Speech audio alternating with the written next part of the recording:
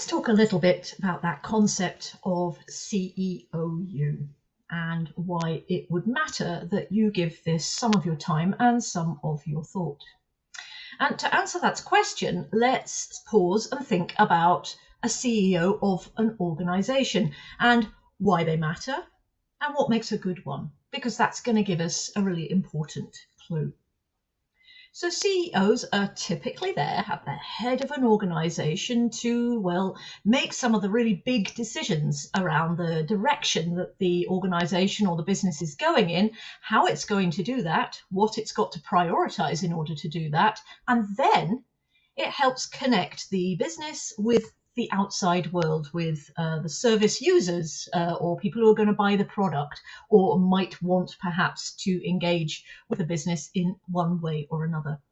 So it's partly internal facing and partly external facing role. Someone that everyone recognizes as being the head honcho, the big kahuna, the person that makes the big choices, the big decisions, whether those decisions are easy or many times more challenging.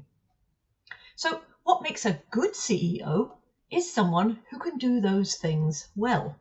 And obviously each and every one of us is going to have our own version of what good looks like here, which is fantastic. There's plenty of room for all sorts of different styles based on the needs of the organization and the people in it, but also what it's trying to achieve and whereabouts in its evolution it is.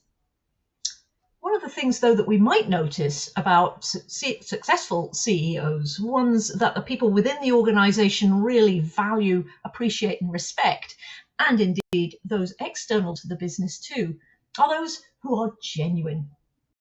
Those who seem to have a really strong sense of direction, a really strong sense of what the business is trying to achieve or what they are trying to achieve while they are looking after the business.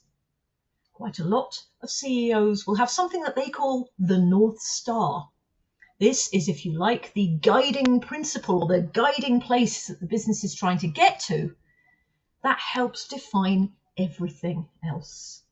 And once they've got that, and they're clearly articulating that, a good CEO will then make sure that they have the best style of communication and relationship building to share that vision, that strategic vision, with the rest of the team so that they can bring everybody along with them on the journey and everyone feels part of something really important.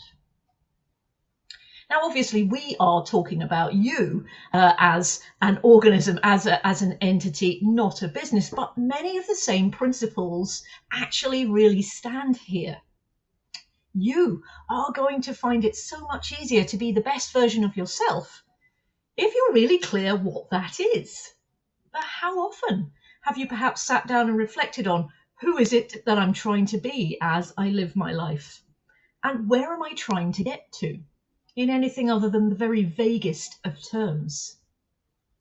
How often have you paused to notice how it feels like that's going? What's going well, what's not going quite so well, and further than that, to tease out why perhaps certain areas might be more challenging and what that might mean in terms of whether there's any of organization you that needs developing so that it's better able to get you where you need to be.